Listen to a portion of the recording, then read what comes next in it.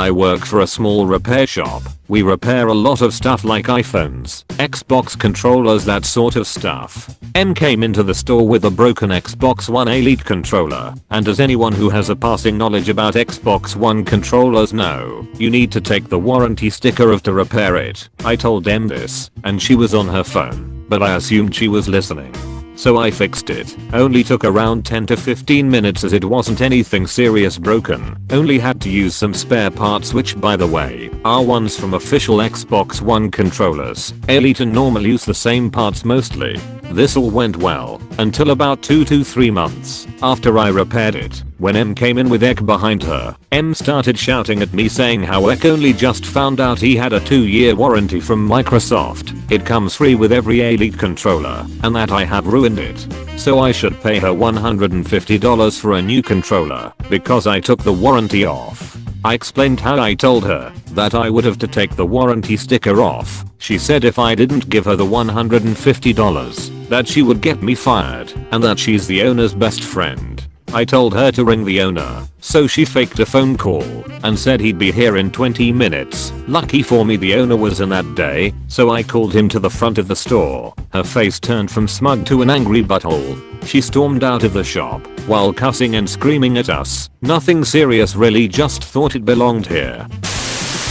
So, I just got home from an apartment tour. Long story short, my GF and I are thinking of moving to another city, so I took today, a free day for me, to go see an apartment and take a little jaunt around the area and report back, since my GF is working.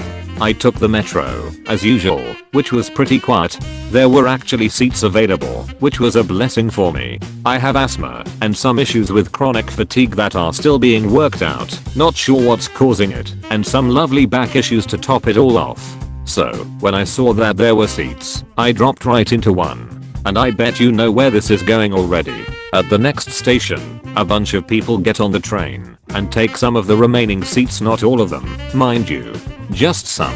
Ep gets on with her 2 kids. If I had to guess, they were about 13 or 14. I'm sitting in the corner, and I happen to be next to the sign that says priority seating for disabled individuals. I'm on my phone, but as we enter the tunnel and I lose service, I look up to see Ep glaring at me. I wonder if she wants my seat, but I look around and notice that there are other seats, and, to be honest, I was out of breath and didn't really feel like keeping my balance on a swaying train.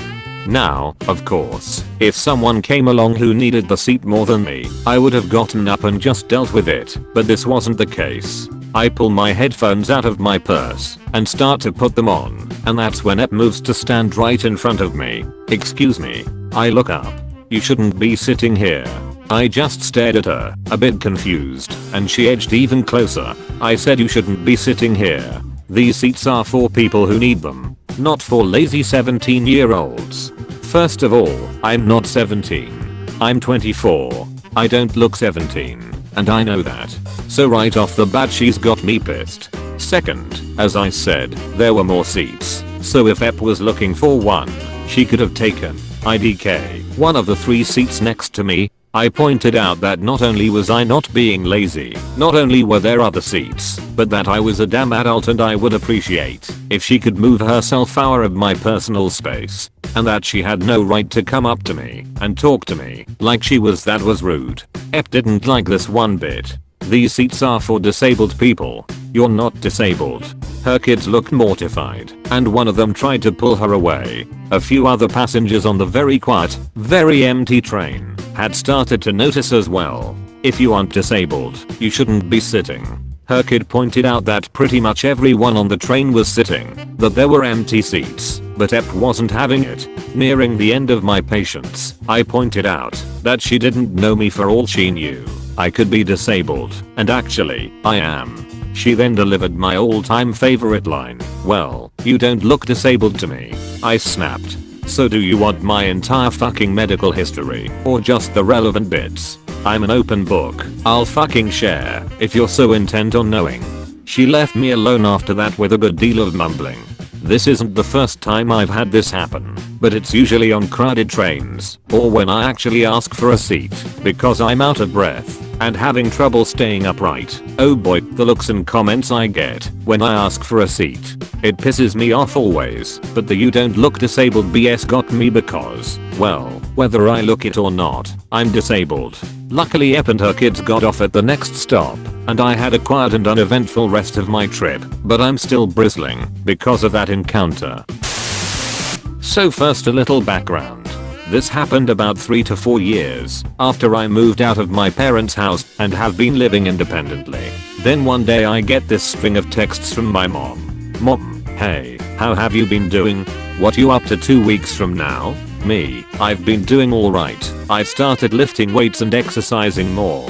I don't think I'm doing anything too exciting next week." "Why, you ask?" "Mom, perfect. Me and boyfriend are going on a trip and need you to house sit and watch the dogs for us." Me, "Sorry, but I can't just leave for a week." "Mom, please, the dogs miss you and I'd really hate to put them in the kennel." Me, "Sorry, but I have a job. I can't just go missing for a week." "Mom, why can't you drive to work from my house?" Me, "Because it's a 2.5 hours commute each way." "Mom, you have vacation days, right? Just use them." Me, "No. Mom, please. I'd feel really bad about putting dog's name in the kennel. You know how much she hates it." Me, "You obviously don't feel that bad about doing it." Then I hear nothing from her until the day before they have their trip. "Mom, hey, we are leaving for our trip today and I was wondering when you were going to be here. I want to show you some things before we leave." Me, "What part of our last conversation gave you any idea that I agreed to this?" Mom, "That's very rude of you and no way to speak to your mother. Now can we expect you here by 5? And at that point I just put my phone on silent and stopped talking to her. Back in 2004, one of my first jobs was at a Radio Shack in a very busy inner city mall. We were often understaffed for the size of the store and had a lot of theft from a mix of teenagers and professional shoplifters. We also often had to deal with parents attempting to drop their kids off, like we were the mall daycare, mostly to play with our remote control cars and or computer games. Once every few months we would have to call mall security because someone would just abandon a small child in our store. Mall security would then essentially babysit the child outside of our store till the parents came back, and a yelling match would often then occur. Conversely, if a child or teenager was obviously old enough to be in the mall themselves unsupervised, then we would allow them to play on the computers for approximate 10 minutes before we would tell them to move it along, often accompanied by my favorite line, "We are not an arcade." One busy Saturday afternoon when there were only 2 of us working, there were 2 kids who were obviously together and they were making way too much noise over by the computers. So after a few minutes of trying to talk over them with legitimate customers, I told them that their time was up and that it was time to leave. The bigger, and I assumed older, one kind of mumbled something like, "Oh, okay," and they left. The bigger one looked to be at least 12, so I didn't think much of it and went back to helping some old man find the best cheapest coaxial cable or some shit. About 10 minutes later I'm standing behind the till when a woman comes storming in with a bunch of shopping bags in a huff and the 2 kids I had previously kicked out trailing behind her. She marches right up to my counter and starts yelling, "Remember, there is a line of people and I'm bringing someone in. What do you think you're doing kicking my kids out of here?" And I reply with the standard, "Well, we have a time limit on the computer games and this isn't a youth hangout center. This isn't." She cuts me off, "But they're mongoloids." And with honest sincerity I looked her in the eyes and said, "I don't know what means." To which she replied, still shrieking, "Well then you shouldn't be working here." And then she stormed out, children in tow. Some of the customers were laughing and others looked kind of shocked or baffled.